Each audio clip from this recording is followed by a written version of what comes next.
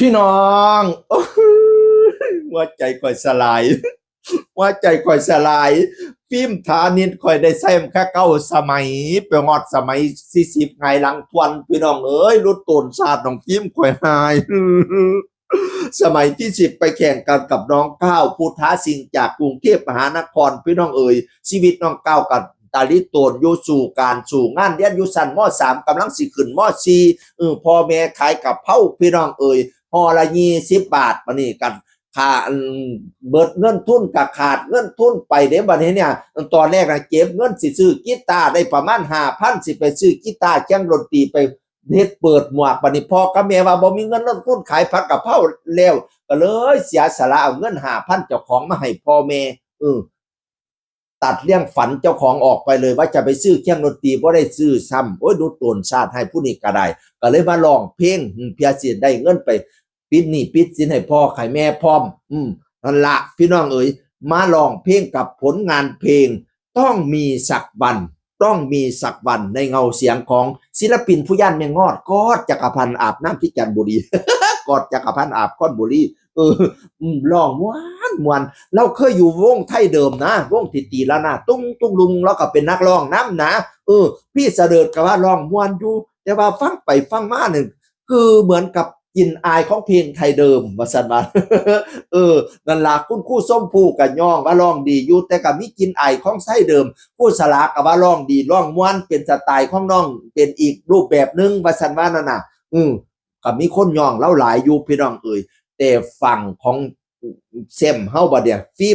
ล์มฐานิชพี่น้องเอ๋ยร้องเพลงยากอีกแล้วผูกฝ้ายสายแนมซึ่งเป็นผลงานเพลงของมนต์แคนเกียรติกูลร้องไว้ดีมากเลยแต่ว่าฟิล์มนี่ก็ค่อยฟังเนาะค่อยก็หูแท้บ้านค่อยก็ว่าเราร้องดีร้องม่วนนี่พี่น้องค่อยชอบหรือว่าข่อยสิรับอย่างกับว่าจากบูข่อยบ่เป็นตาได้เป็นกรรมการกับเพิ่นดอกข่อยฟังเพลงใดข่อยก็ชอบเล่าพี่น้องย่างข่อยเป็นกรรมการเด้อข่อยสิรับอย่างพี่น้องเอ่ยแต่ว่าบรรดาอาจารย์เขาฟังแล้วคุณครูเขาฟังแล้วเนาะพี่เสด็จก็ว่ายังบ่แม่นเที่ยยังฝึกกับเพลงนี่บ่ได้เต็มที่เที่ยมันออกมากก็เลยมีเควๆในจักหน่อยปะนะว่าบางจุดก็เฮ็ดได้ดีอยู่ปะนะว่านั่นน่ะแล้วอีกอย่างนึงเรียกเพลงยากพร้อมว่าซั่นบัดนี้น้องคู่ส้มผู้ก็ว่าเหมือนกับพี่พีคนคนร้องน่ะคนร้องต้องระวังคนฟังต้องระแวงไม่รู้ว่าน้องจะเป๋ออกนอกลู่นอกทางตอนไหนก็ได้แต่บอกว่ากลับมาลูกกลับมากลับมาลูกกลับมาปัดว่าแต่ว่าก็ดีอยู่ก็รอฟังตัดสินประสานผู้ชมพูน่ะคู่สลาก็คือเก่าบอกว่าฟิล์มน่ะเลือกเพลงยากอีกแล้วเพราะว่าต้นฉบับเขาเฮ็ดไว้ดีบางอย่างนี่ทำนองกับเพี้ยนพะนะว่าบางตอนเนื้อหาก็บ่ตรงเป๊ะอุ้ยคู่สลาเราจำฮอดเพลงได้พุ่นเนาะวักใดร้องผิดแล้วก็ร้องโซว่าทอนนี่ร้องซะนี่เด้ตัวไปร้องซะนี่2 รอบว่าซั่นว่านั่นน่ะคู่สลาว่าพี่น้องเอ้ยวันนี้ผลการตัดสิน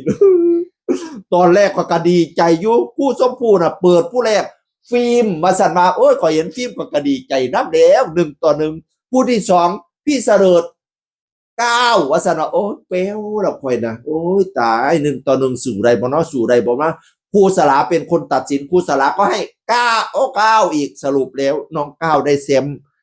มพี่น้องเอ๋ยน้องฟิล์มเราก็กลับบ้าน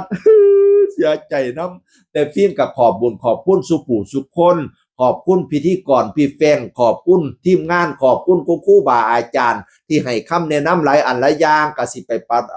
ปพัฒนานั่นล่ะผู้ใดสิติดตามก็ติดตามทั้งต่อเด้อฟิล์มฐานิชแล้วคันผู้ใดสิไปเบิ่งตัวจริงนะไปเบิ่งอยู่โฟกพระนครสาขามหาสารคามเด่นวันเสาร์อาทิตย์วันจันทร์วันอังคารไปผู้ใดสิไปเบิ่งพี่น้องเอ่ยหลังจากนั้นน้องก้าวก็ได้แซมพี่น้องเอ่ยน้องฟิล์มเนี่ยได้9 สมัยได้เงินไป120,000พี่น้องเอา120,000กลับไปใช้หนี้ใช้สินให้พ่อนั่นล่ะให้แม่นั่นล่ะแล้วก็มาโพสขอบคุณพี่ป้านะสาวขอบคุณสุผู้สุคนพี่น้องเอ่ย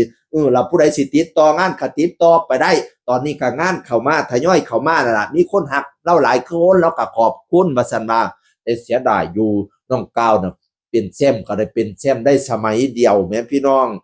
บัดนี้สมัยต่อมาก็แพ้ให้อีกผู้นึงบัดนี้พี่น้องคนก็ไปเม่นน้ำก้นบัดนี้โอ้ยเสียดายฟิล์มเด้เสียดายฟิล์มเด้เสียดายฟิล์มเด้ สำนีละเสียงเอิ้นคนเก่าเว้าสู่ฟังสวัสดีครับสวัสดีครับ